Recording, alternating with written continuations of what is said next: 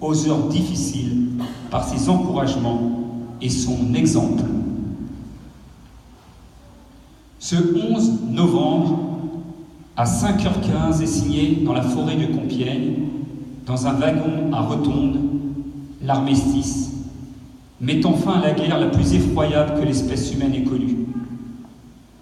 À 10h40, quelque part dans les Vosges, tombe le dernier soldat français de la guerre.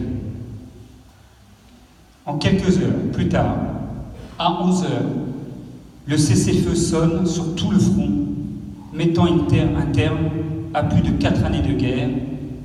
Dans toute la France, les cloches sonnent à la volée.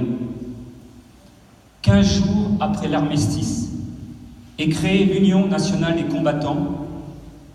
Georges Clémenceau et le père Brottier, deux hommes aussi peu semblables que l'eau et le feu, en sont les fondateurs.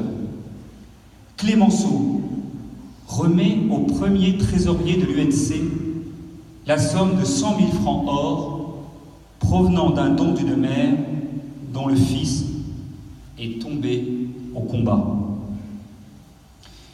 Il devait rester un des administrateurs les plus écoutés jusqu'au moment où, pour se consacrer plus entièrement à l'œuvre des orphelins apprentis d'Auteuil, il donne sa démission en 1924. Il meurt le 28 février 1936, quelques mois avant les élections législatives en Allemagne, où le parti nazi remporte les élections à une écrasante majorité. Déjà se profile à l'horizon une nouvelle tragédie.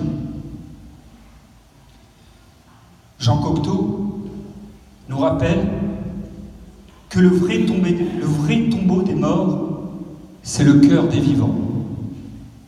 Ce soir, les jeunes d'Auteuil et leurs éducateurs souhaitent rendre hommage aux millions de soldats morts pour notre liberté en vous offrant ce spectacle. Merci.